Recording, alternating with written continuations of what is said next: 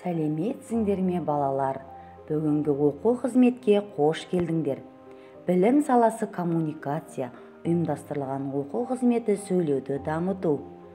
Тақырыбы гүлдер. Гүлдер жайлы өлең айтамыз. Біз доспыз гүлдермен, текке оны жұлмаймыз. Той күні бір-бірден аналарға сыйлаймыз. Гүлдер біздің досымыз. Балалар, келіңдер, жұмбақ жасыру арқылы жылулық шеңберін құрайық. Су құйсаң болды, кетеді бойлап, әдемі жұпар не көрші ойлап. Гүл, дұрыс айтасың балалар. Балалар, білесіңдер ме, жер бетінде гүлдердің сан алуан түрлері кездеседі. Бүгін біз гүлдердің өздерің білетін бірнеше түрлерімен танысып, олар жайлы мәлімет аламыз. Дала гүлдері. Дала гүлдері қырлар мен тауларда, бақша мен бауларда және де аулада өседі. Дала гүлдері күн көзін сүйгіш келеді.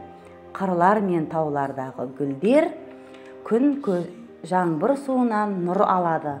Ал аула гүлдері белгілі бір күтімді қажет етеді. Мысалы, аула гүлдерін дер кезінде арам шөптерден тазартып, күнделікті су құйып тұру керек. Балалар, балабақшамыздың ауласындағы гүлдерге су құйып, күтім жасағанымыз естеріңде ме? Бақшамыздағы гүлдер сендердің қамқорлықтарыңның арқасында гүлдеп, күлтелерін жайып, өздеріңе алғыс айтқандай жайқалып тұрушы еді. Гүлдің тағы бір түрі бөлме гүлдері. Дала гүлдеріне қарағанда бөлме гүлдерінің күтімі өте ерекше. Кейбір бөлме гүлдері түгелей күн көзін ұнатпайды. Тағы кейбір бөлме гүлдері қатты ылғалдылықты да ұнатпайды екен. Гүлдер неше топқа бөлінсе де, олардың пайдасы бірдей. Гүлдер ауаны шаң тозаңнан тазалап, адамдардың таза ауамен тыныстауына көмектеседі. Балалар, сендерге ескерту, қай гүлдің түрі болса да, оларды текке жұлуға болмайды. Себебі гүл біздің досымыз. Балалар, келіңдер, мен сендерге гүл жайлы ертегі айтып берейін. Олай болса, құлақ салып тыңдаңдар. Гүл ертегісі.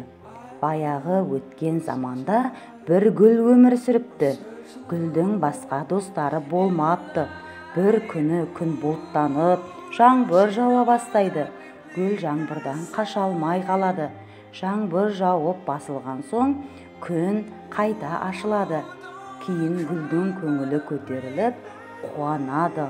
Ол әртүрлі қимыл жасап билейді. Бір кезде оның басындағы тұқымы жерге себіледі. Гүл оны байқамайды. Гүл тағы да менің достарым жоқ деп мұңайып жылай бастайды. Қарап тұрған күннің көзі гүлді аяп кетеді. Сөйтіп қайта бұлттың арасына кіреді.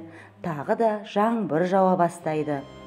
Жаңбырдан соң гүл жан-жағына қараса, кішкентай гүлдердің шыға бастағанын көреді.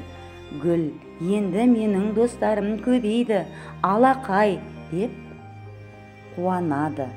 Содан бері әртүрлі гүлдер жерге шыға бастаған екен. Тапсырма. Балалар, бүгін мен сендерге тапсырма беремін.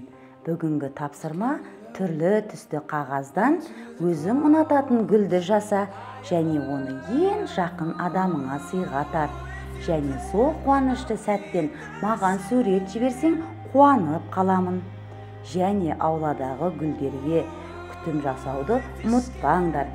Келесі кездескенше сау болыңдар балалар.